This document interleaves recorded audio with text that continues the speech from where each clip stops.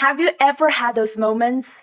Earlier today, someone made a slight remark, threw a knowing glance, or brushed off with a casual dismissal.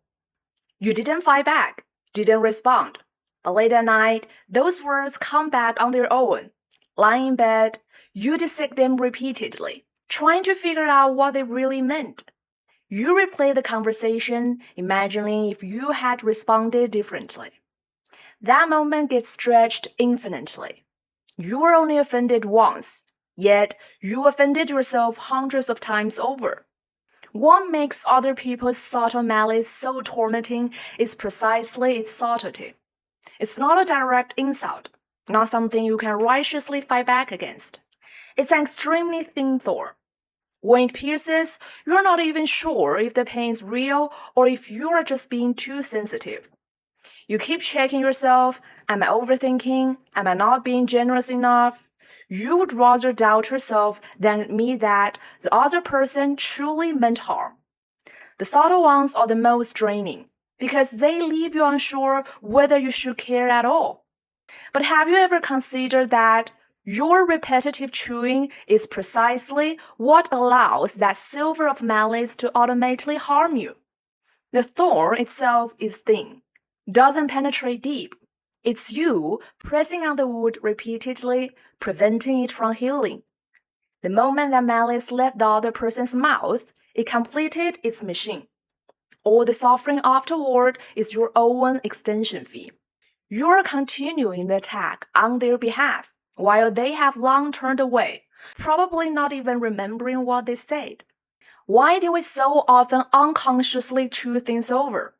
Because we're seeking confirmation that we were wrong, that there is an explanation for it all. We want to break down that vague cloud of malice into clear answers. But malice itself is a blurry thing.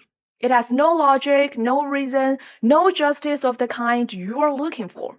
The more you chew it, the harder it becomes, turning from a grain of sand into a stone that presses on your heart until you can barely move. So, allow me to introduce one simple rule.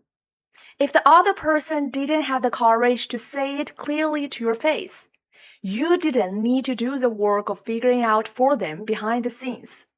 All you have is a pile of vague fragments, yet you insist on assembling them into a coherent picture.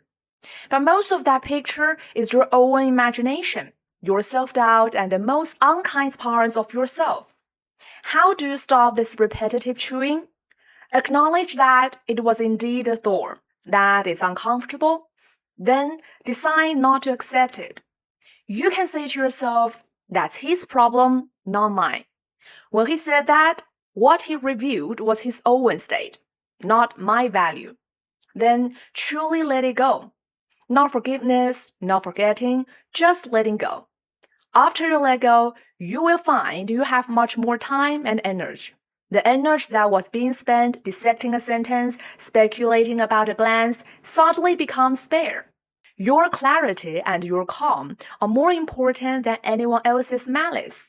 The thorn someone else planted shouldn't be something you grow. You can't prevent others from releasing a bit of malice, but you can absolutely decide not to grow it into an entire forest inside your heart. All you need to do is, after feeling that thorn, take it out, throw it away, and keep walking.